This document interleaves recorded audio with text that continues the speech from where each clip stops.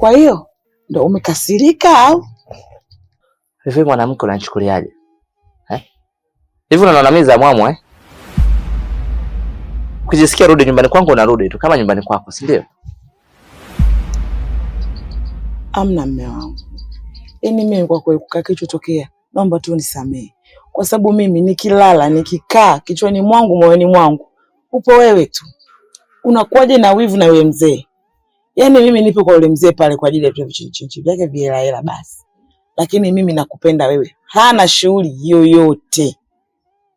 Hivyo unaona mimi za mwamu Nisikilize nikwambie, sawa? Usinichekee. Mimi sichekeshi, sawa? Unaona mimi nachekesha hapa? Sasa kwamba sikutaki. So unaona mimi sifai unaenda kuishi na yule babu yako. Mume wangu, nimeshakwambia alikuja kunichukua hapa kwa vurugu. Sasa mimi ningefanyaje? Nimeamua kurudi kwako mume wangu kwa sababu mimi wewe ndo ninayekupenda. Nakwambia hivi, mimi sikuhitaji nyumbani kwangu kwa sababu unaona mimi sifai unaenda kuishi na yule babu yako, si ndio? Rudia tena. Nasema hivi, ndio sikutaki, rudi kwa yule mzee wako.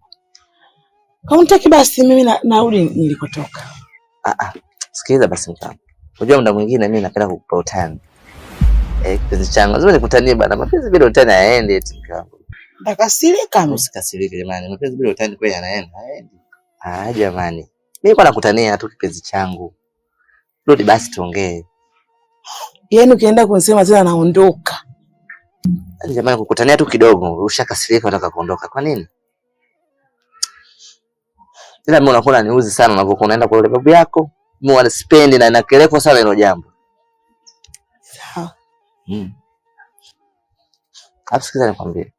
Usiona mimi chizi, sawa, kukupenda.